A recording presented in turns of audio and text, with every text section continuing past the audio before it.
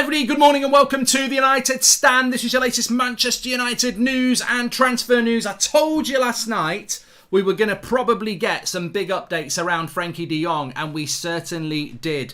Very big updates. United effectively have the deal done and agreed with Barcelona. The big obstacle now is to get that deal agreed with Erik ten Hag. We'll bring you all the latest on that in a minute as well. We've also got updates on Kante. Remember that story about Kante, which was a Sunday morning story a couple of weeks ago from, I think it was the Sunday People in the UK, which has got very little credibility. They mentioned Kante. It's now being mentioned by other outlets. Ronaldo as well, a story around him. But look, this is a big story. It is the weekend. I know we're normally live at 10 o'clock, but it's the weekend. And I did say, make sure you subscribe, bottom right-hand corner, because there will be times where we're going live at all sorts of times. I must admit, last night I thought I might be going live at 11, but I actually thought I'll wait until the morning. So, look, let me give you the updates on this. So, look, if you know the system and you know how it works at the moment, there are certain Spanish outlets where you can get good updates on Manchester United. There was a show on Spanish TV last night that was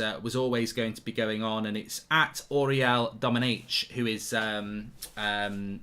I believe he's like a Spanish journalist or something like that, but he's pretty close to things going on around this. And what he said that De Jong was unwilling to listen to offers due to lack of Champions League football, but during the calls with with Erik ten Hag, the project was explained, and little by little, De Jong has took a closer look at the operation. So this is a huge update because effectively this is somebody who is well briefed on the situation and basically saying that De Jong had basically said no to the deal because he wants Champions League football, which we'll speak about in a minute. But with more and more of these conversations with Erik ten Hag, he's becoming more and more interested in the operation. So effectively, in simple terms, Manchester United have agreed with Barcelona that there is a deal there to be done, which we know. I mean, we've known about. I mean, look, you can believe what you want to believe. You can take the hints and you can take the lead on what's going on.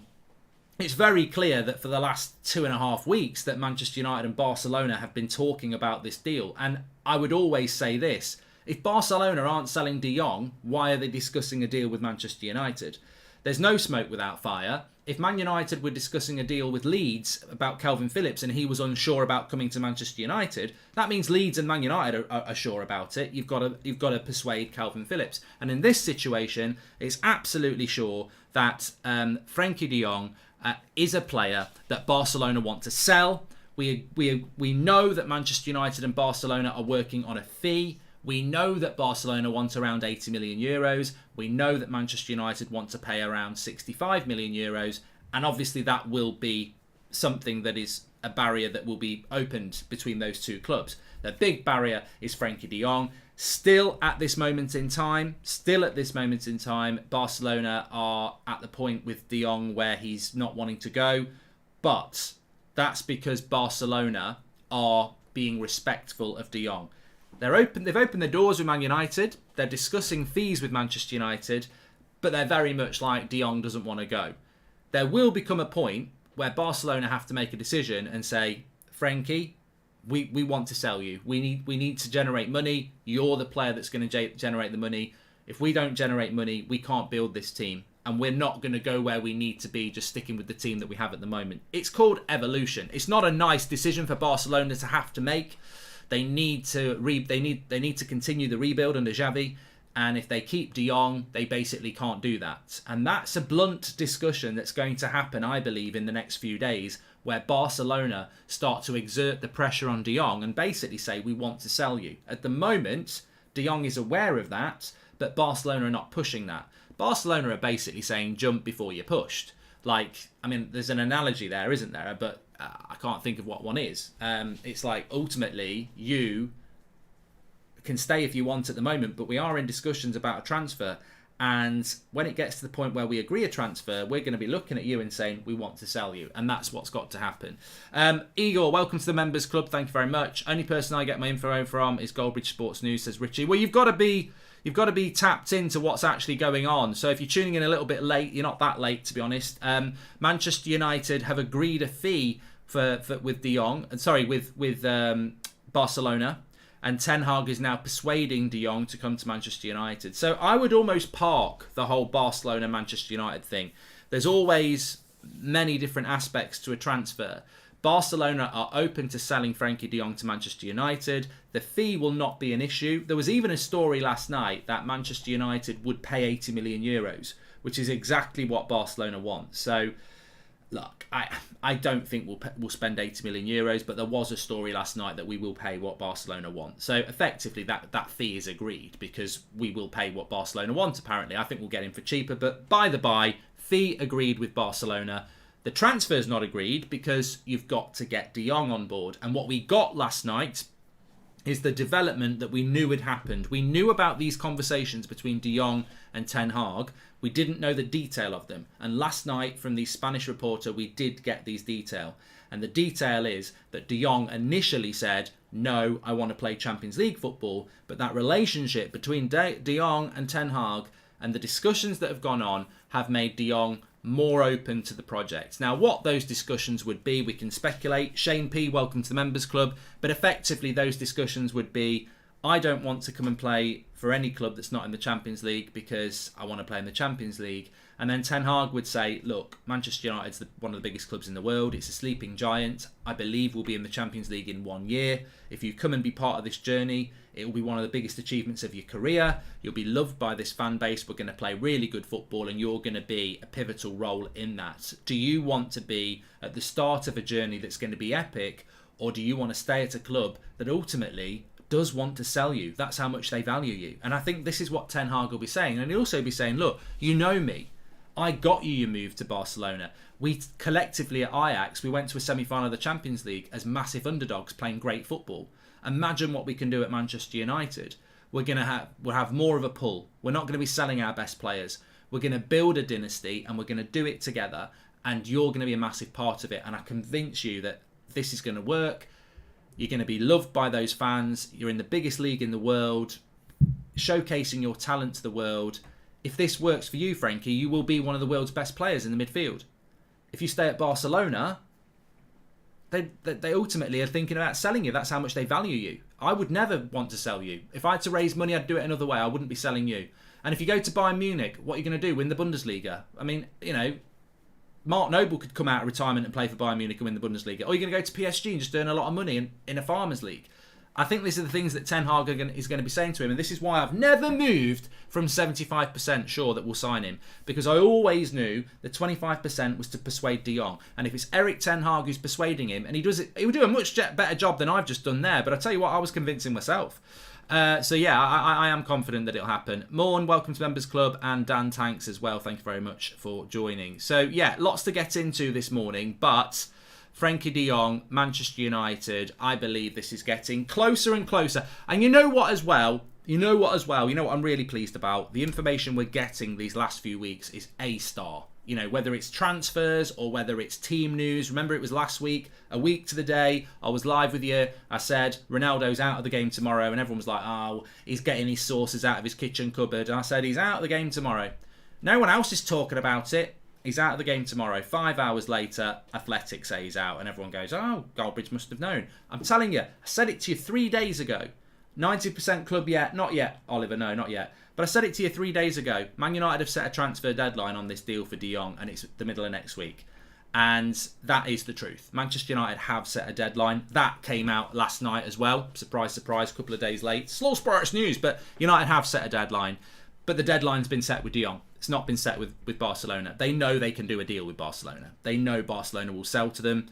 There's always a danger of a Chelsea or a PSG or a Bayern swooping in because they've got Champions League football. But United know they can do a deal with Barcelona because ultimately they're already doing a deal. They've already done a deal. Barcelona have said that's the fee we want. United know they can pay it. United know they can negotiate it. That's not the problem. They've got to persuade De Jong. And ultimately, if Erik Ten Hag can persuade De Jong, he's the only one who can. Look, you talk about confidence of whether, you can get Frenkie de Jong. If Mourinho was in charge, no chance. If Oli was in charge, no chance. Van Gaal, not really. He's not really managed him before. I suppose you've got the Dutch connection.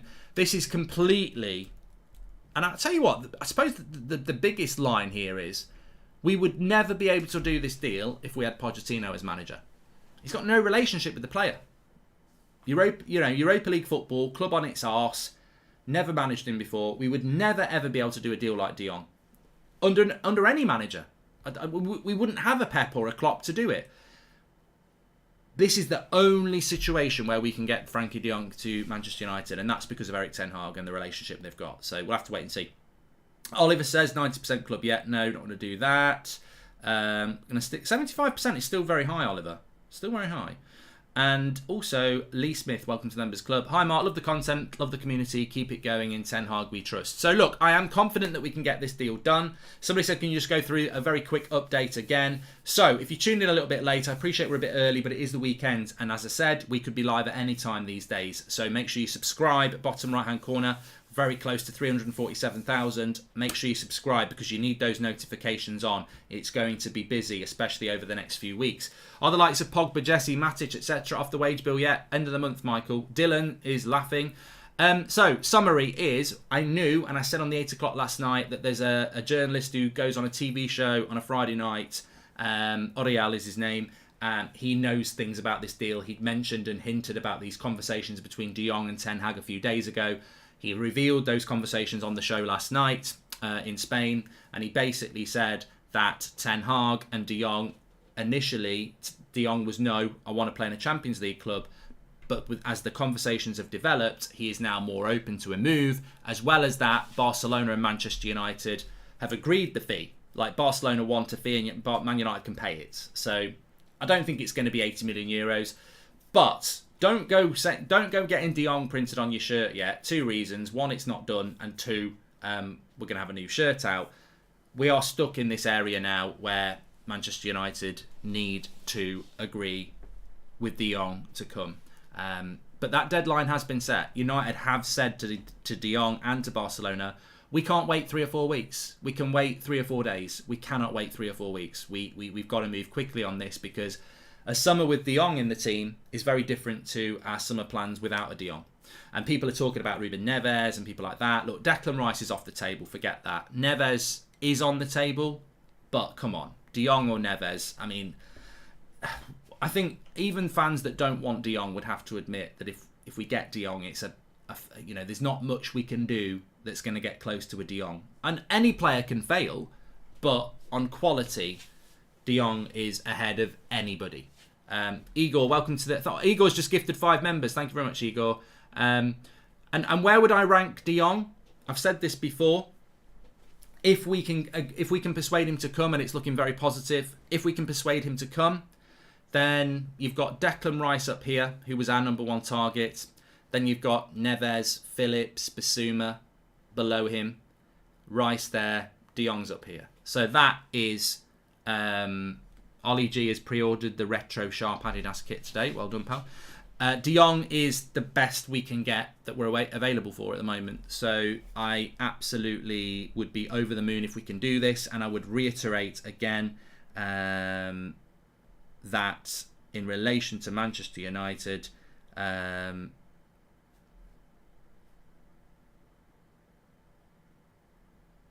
got an update on Neves for you as well.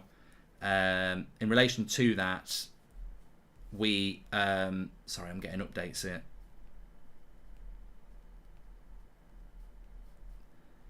Got a Neves update for you now.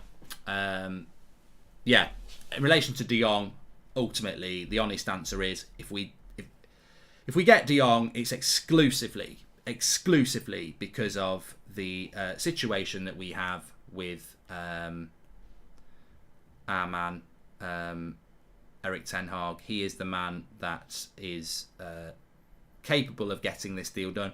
Now, I'm sorry to look at my phone. I'm normally a free flower here, but I'm just trying to establish what's going on here. Okay, so it looks like we've got a bit of a Ruben Neves update, which...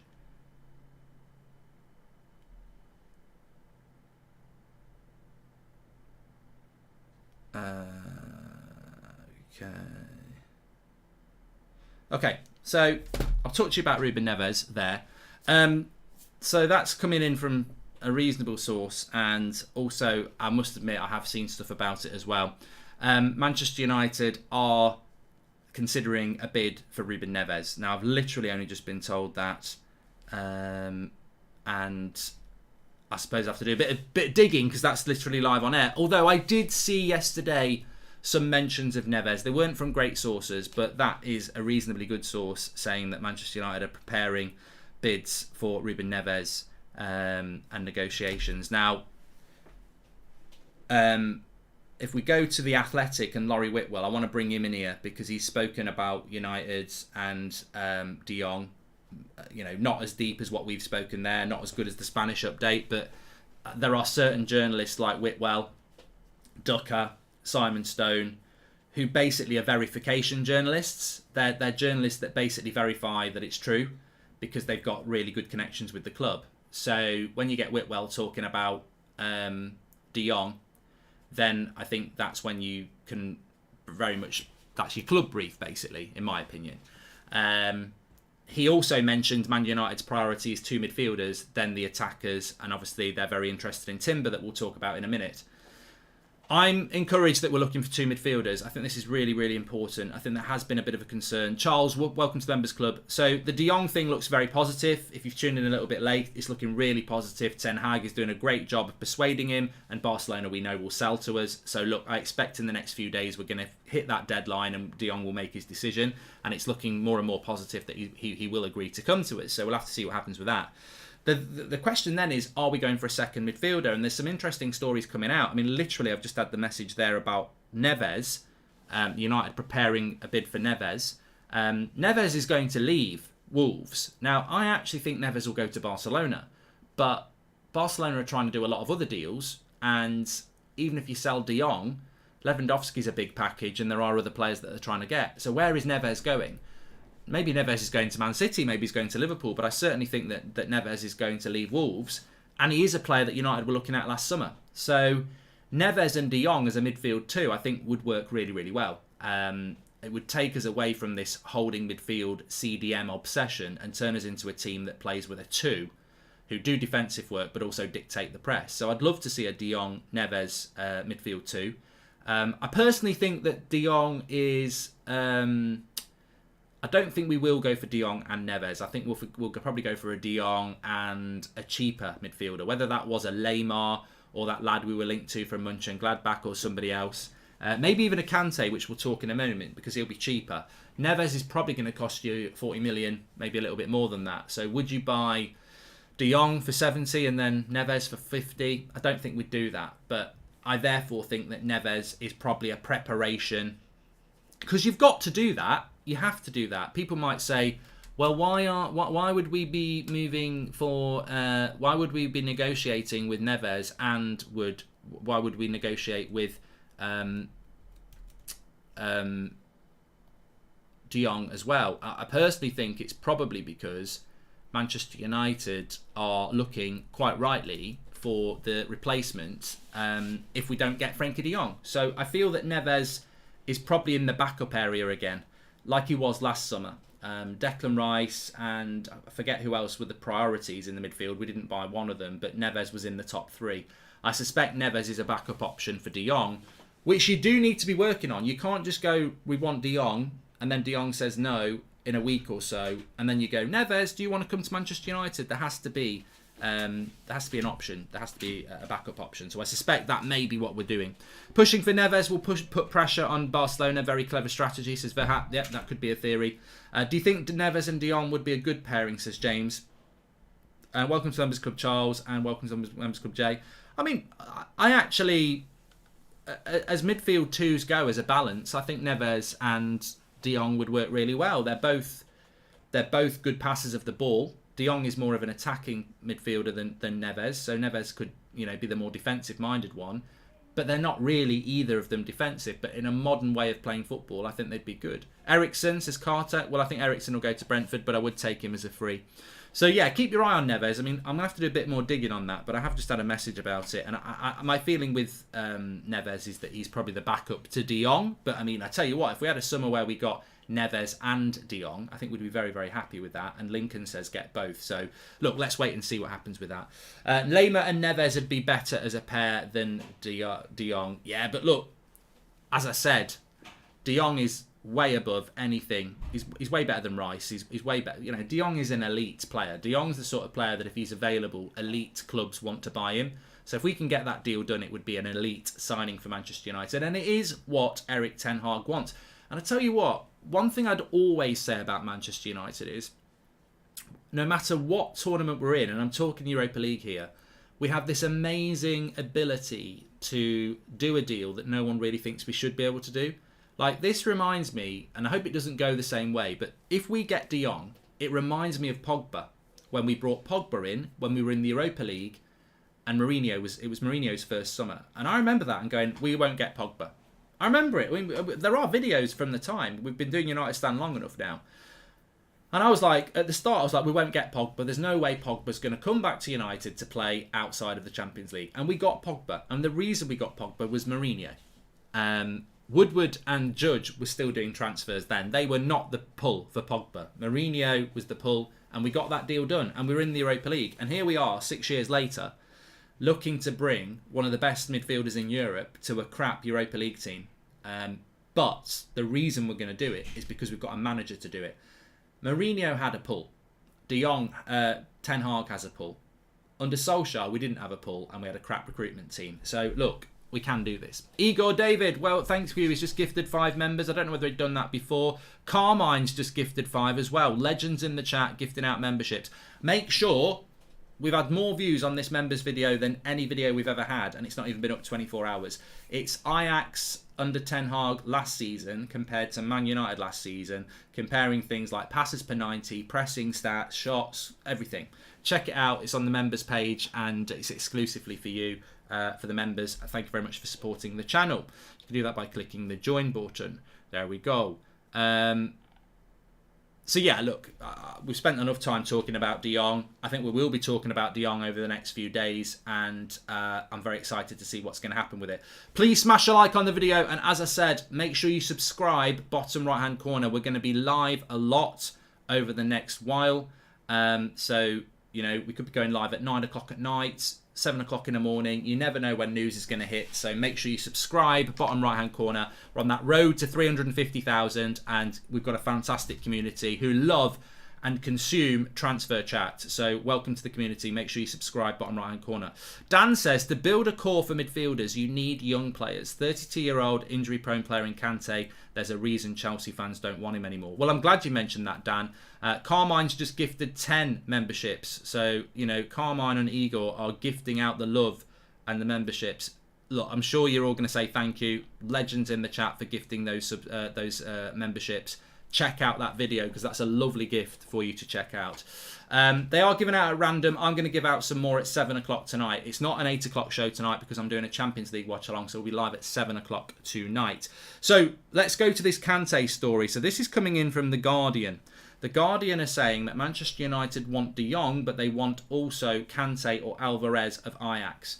Now, interestingly, neither of these two players massively convince me that they're the right player to bring in.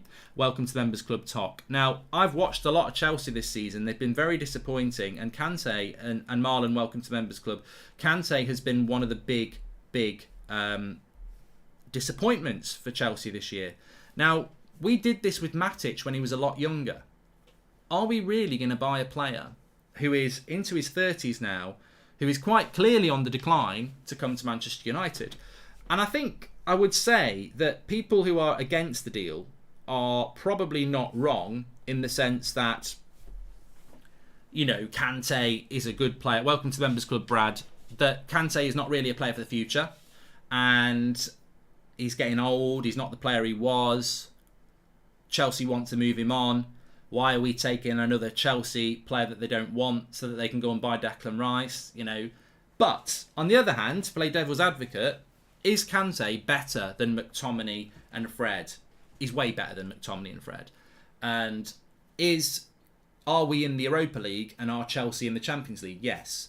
Maybe we can't get near Declan Rice, maybe Kante for a year or two is exactly what United need in a rebuild, because leadership qualities, attitude, there are positives around Kante compared to what we have at the moment. He's way better than anything that we've got. He's a winner.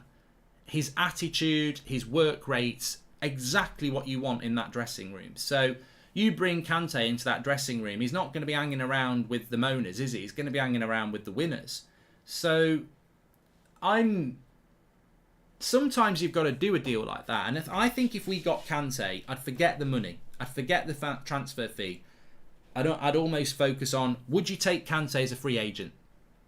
And it would be 100%. You know, similar age to Christian Eriksen, and everyone's going, yeah, let's take him. I mean, he's had a good 6 months at Brentford. At Spurs, he couldn't beat the first man on a corner. So let's not pretend Eriksen's some sort of magician that's going to make us win the league. Eriksen's a good player, but so's Kante. So if Kante was a free agent, would you take him? I would, 100%. So for me, it's about the fee. If we can get Kante for 20 million, what's 20 million? What's 20 million? So what I would say about Kante is that this was a story a couple of weeks ago that was really interesting that didn't seem to have any substance. A couple of weeks later, it's been picked up by more people. Now, is it Kante's agent trying to get him a move somewhere using Man United? I probably think it is. I don't really think we're in for Kante, so it's a bit of a dead topic really, because I've not heard anything about Kante, and that doesn't mean we're not in for him, but I don't think we are. I think it might be just agent talk or something like that. But to be honest with you, I can see the positives of getting him. I can also see the issues of getting him. Kante and De Jong would be epic, says Carmine. I think straight away, some people are saying top four might be difficult for us next year. If we get De Jong and Kante and we don't buy anybody else, I think we'll get top four, because suddenly that midfield is not a bagel anymore. It's got some substance to it. Kane and De Jong, Kante and De Jong would be epic, says Carmine. They said the same thing about Sheringham, says Keel. Eagles just gifted 5 memberships. I don't know whether that's a repeat or not. Carrie, welcome to the Members Club, and Arvind as well. I mean, let's just do a quick poll while we're live. We're interactive and we're live, so there's no reason why we can't just do a quick poll. I actually am going to set a fee on this. So it's just done a dead poll. I don't want a dead poll. I want a real poll. So would you take Kante? I'm going to say for 20 million. He's only got 1 year left on his deal. We might get him cheaper than that. Would you take Kante for 20 million? And I probably would. In relation to Alvarez at Ajax, it's a no from me. And he could be a really good signing. I'm not going to say he couldn't, but Timber's the man to go for. I'm going to give an update on him at the moment. Timber's the one to go for. And Alvarez, he is...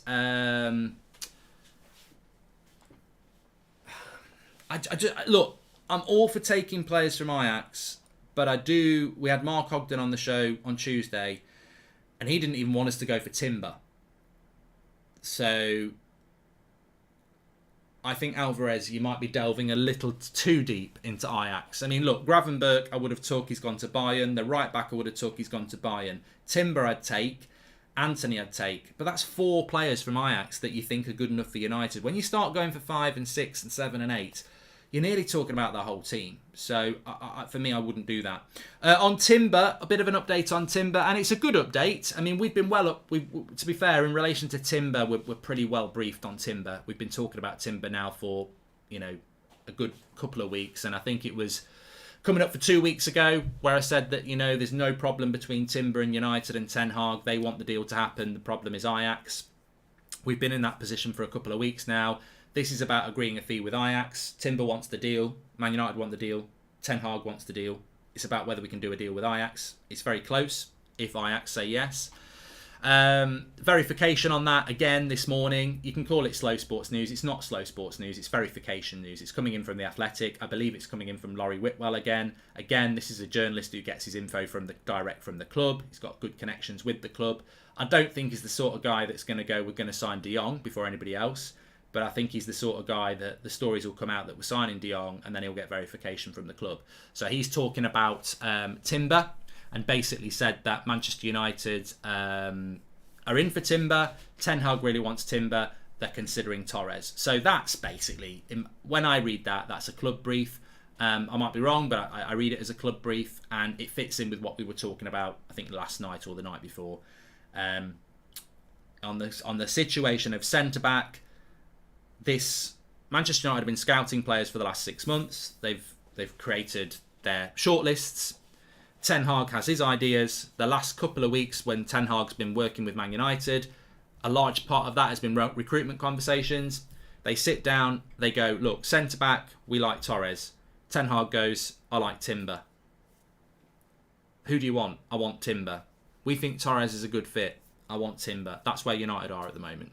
So United, I think Ten Hag likes Torres, and I think what's happened is they're going for Timber. If they don't get for Timber, they'll go for Torres. And if Ten Hag had said he wanted Torres, they'd have gone and got Torres because that's who United have recommended. So, but you can't overrule the new manager, and you certainly can't overrule the new manager when he spent the last couple of years nurturing Timber, knows everything about Timber. You can't say, no, we're signing Torres. How ridiculous that would be. You're a new manager.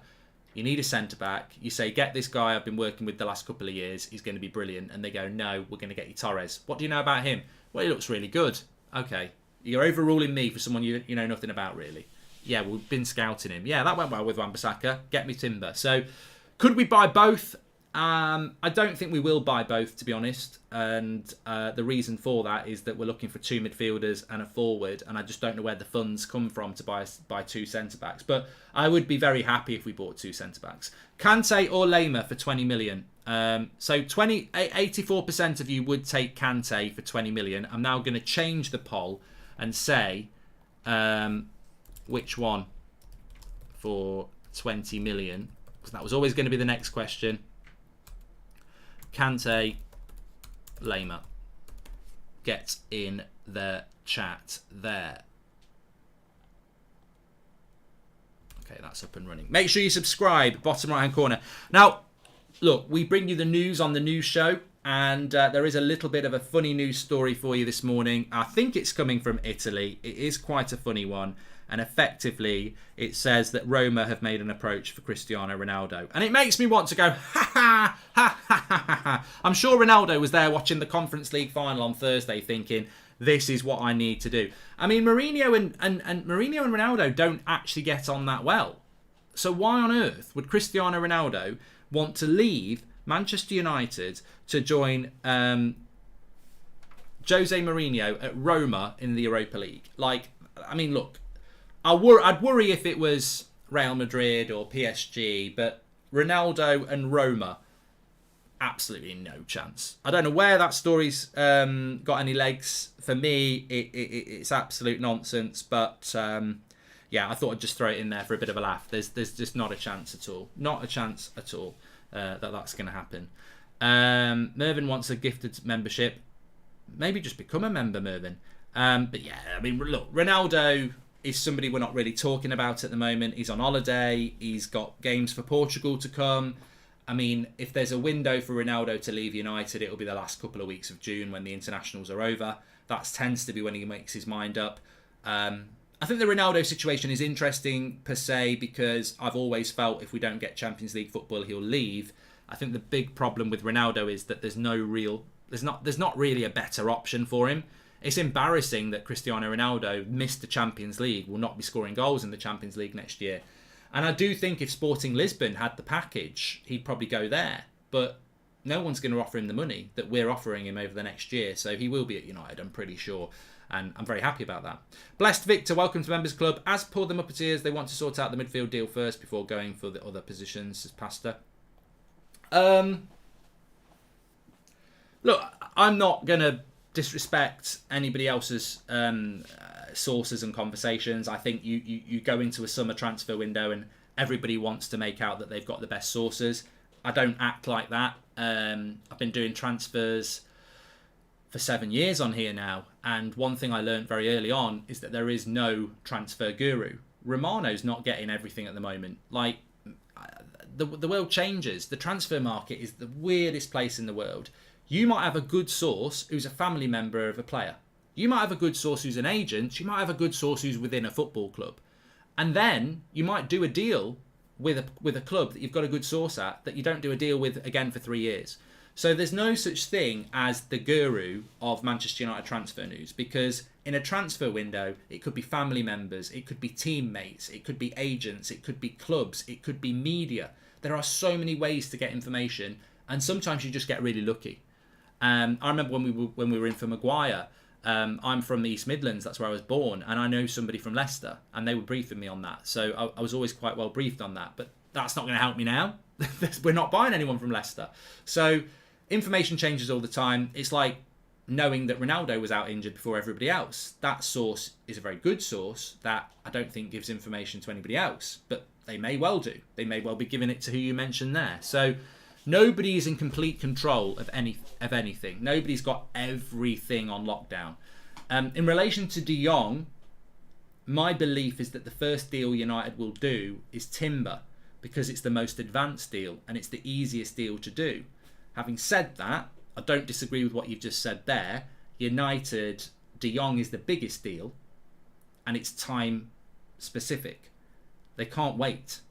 They have to move quick on that, and they want to set a deadline. So De Jong could be the first deal, but De Jong may just go, I'm not playing in the Europa League. He may get to a point where he's been persuaded by Ten Hag. We think we've got him, and then he goes, you know what, I don't want it. Frenkie de Jong first, then we have options of Lema, Kante, Sangar, Neves, depending on how much we want to spend on the striker, says SK. I mean, for me, Kevin Duffy, welcome to the Members Club. If you're asking me, I would invest most of my money in the midfield and the centre-back. That's where I would go. But yeah, I think that the forward position is really important. Of course it is, but that's where I'd be looking to go. I think the midfield is really important.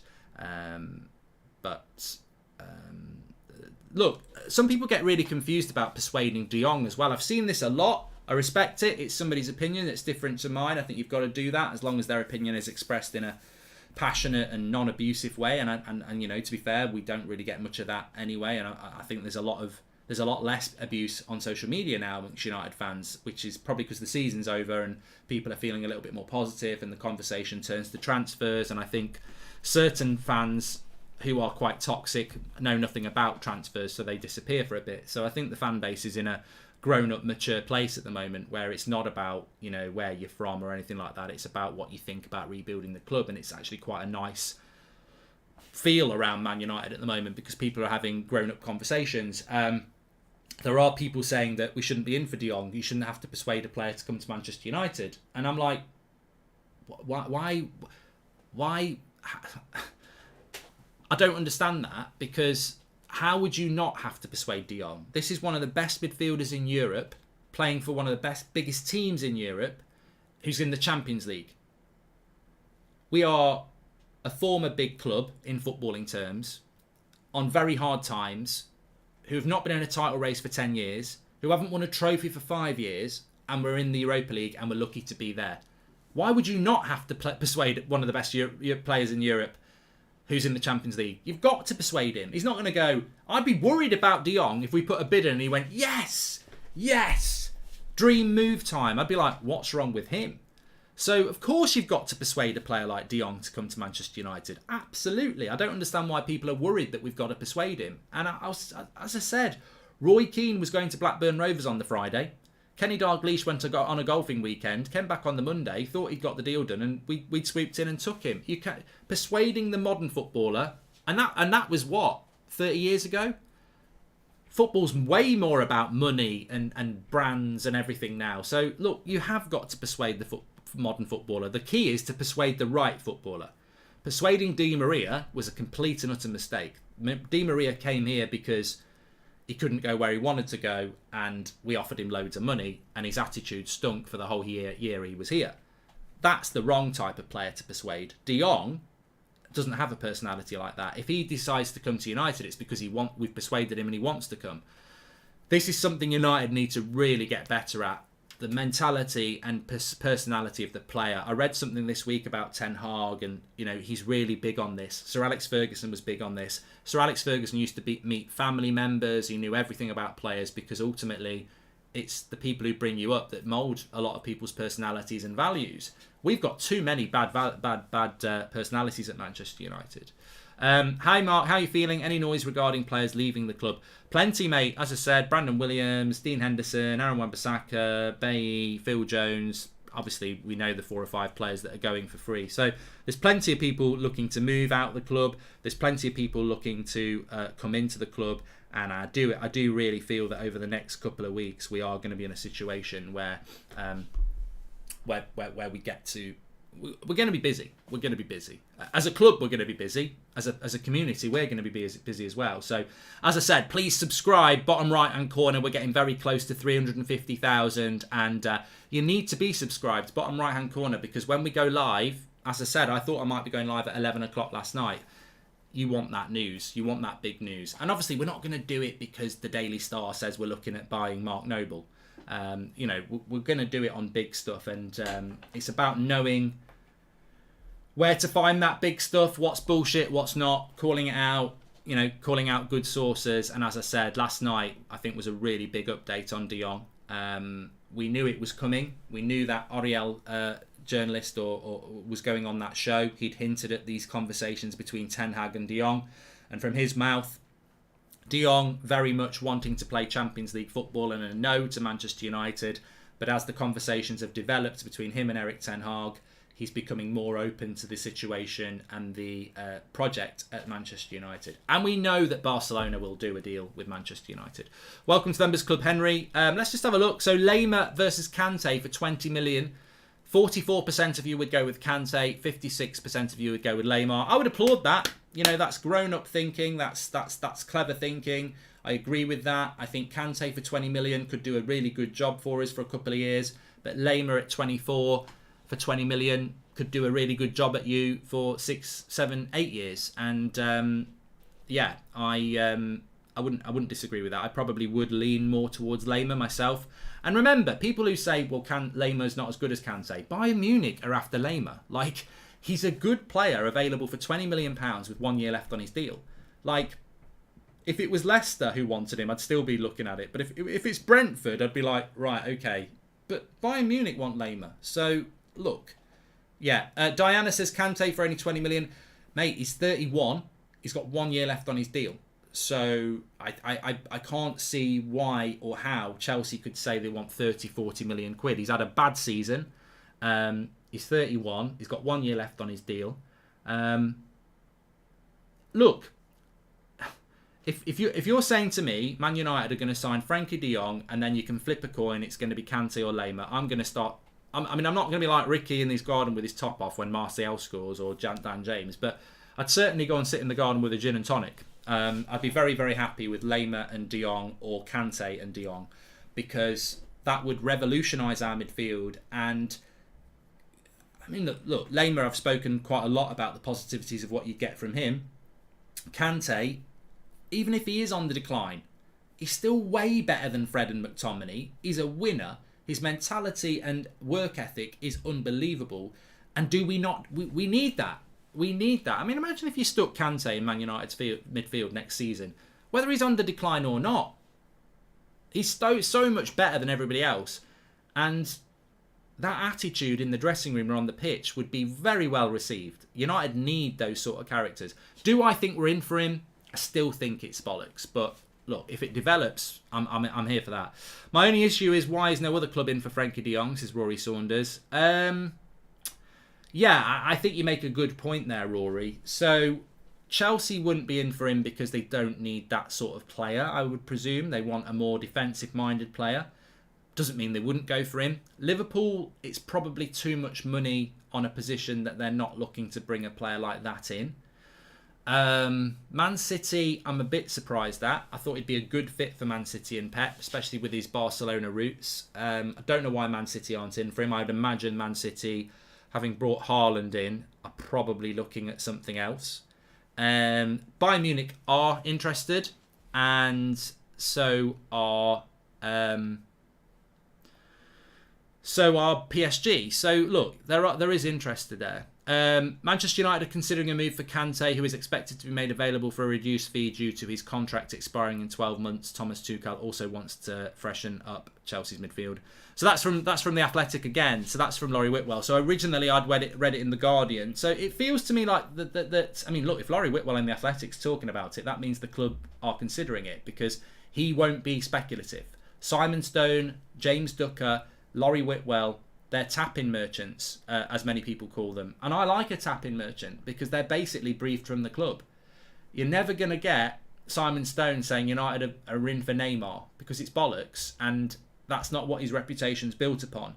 Whitwell is very much in the mould of a Simon Stone. That's the type of journalist he is. He wants to be well briefed and correct. It means he can't get involved in speculative stuff, but it means as fans, we know there's something there. So Man United considering a move for Kante means we're considering a move for Kante. And you know what? I'd be very excited by that. I'd be terrified if Kante was our only signing.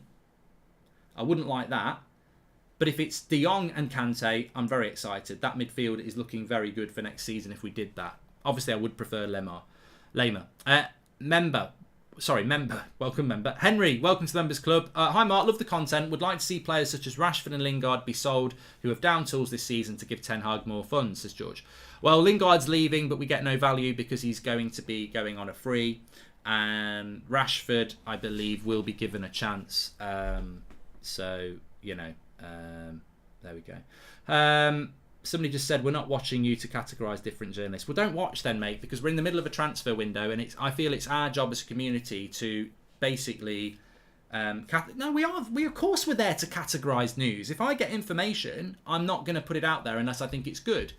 If I'm reading out where a story's coming from, of course I'm going to tell you what I think about it, because otherwise we just believe everything. I think there are certain stories where you can go, that's come from the club. I think there are certain stories where you go, that's come from that journalist's arse. And of course, that's what we're about. We've been that for 7 years, so I don't know who you are or where you're from, but you're definitely not going to enjoy this community, because that's what we've been doing for 7-8 years, and that's how we do things on here. You know, we do deep dive into transfers, and we do look at information, and I do try and speak to people to get information as well. That's how we do it. And I think at the moment on the midfield, De Jong is definitely the deal United are focused on, and it sounds like we're either going for two. I think Neves is probably the backup to De Jong, and then you've got Kante, who's been mentioned a lot at the moment. I mean, Lemar is just a fan theory. I must admit, there's nothing on Lemar. I like the idea of Lemar, but there's nothing from United there yet. We should have never sold Dan James and Martial. We should always start him with him too. We would be so much better. And Matt is better than Bruno, says Roberts. Lee, welcome to the Members Club there. So, exciting evening and morning as De Jong moves more to the front, and also a little bit about Neves coming out. I've not had another message, so we can stick with that. And then Kante, which is becoming quite interesting as well. So I'm interested to see where things are going to develop, and we may well be back live again this afternoon.